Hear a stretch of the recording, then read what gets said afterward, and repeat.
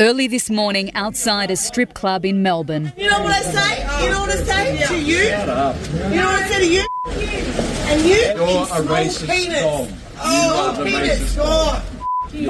Independent Senator Lydia Thorpe and her friends out to celebrate her 50th birthday How dare you say that to her? are filmed arguing with a group of men. All I want to say to the black brothers there, and anyone that we're fighting, any black man that stands with a white little like that, you can all get too. How the fuck did someone get in Parliament like you? We've been oppressed all our life in this country, and you let this little dog speak.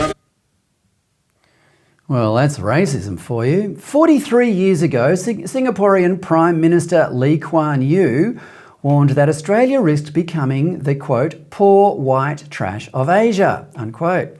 Well, if he were alive today, he'd be able to say to Lydia Thorpe, I told you so. Mind you, Thorpe, for her part, would probably take more offence at being called white than trash. Anthony Dillon of the Australian Catholic University, and he joins me now.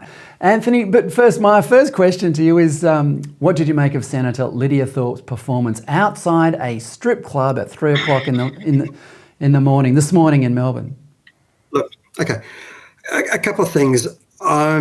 It's the content of her message and the delivery of her message.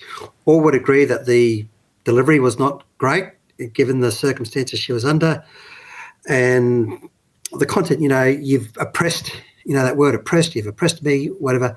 Again, nonsense. I respect her right to, have that opinion, but let's talk about it when you're in a better state and debate it out, just who is oppressed and who is the oppressor.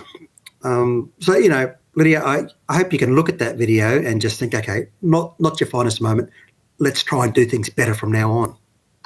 Yeah, well, it's a sign, surely it's a sign of Australia's goodwill that she's even in the Senate. I mean, how can she abuse that position so enthusiastically, for want of a better word, and not see that she's doing more harm than good?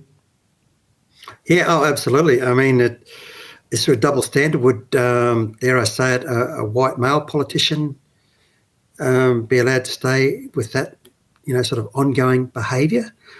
Again, I just hope that she realises, hey, it was a silly thing to do. It's make or break. She can start doing some good now. Yeah, good point. Now, you're an outspoken critic of the Voice to Parliament because for a variety of reasons. One of them is that it will create different legal statuses for different Australians. But how do you think it will divide us socially? Yeah. Look, I think on a day-to-day basis, you're still going to get along with the Indigenous and non-Indigenous people, neighbours, and that will still get along with each other on a day-to-day basis. So I don't have a big issue with that. I'm more concerned about those Indigenous people who are suffering, how this voice will help them. I don't think it will. If anything, it'll further condemn them to even more poverty and tragedy, because they're left thinking, okay, the voice, this new mechanism, this new voice, this new silver bullet, it will solve everything. I don't have to do anything. It'll just fix everything. No, it won't. We know it has to be done. Jobs, education, cleaning up communities, that sort of thing.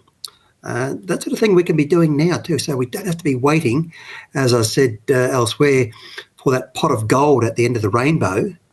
It just doesn't exist, at least not in the process of this thing called the voice. At least I don't think it does, because I'm basing my interpretation on my understanding of the voice, and it's pretty vague. I find it hard to understand exactly what is this thing called the voice.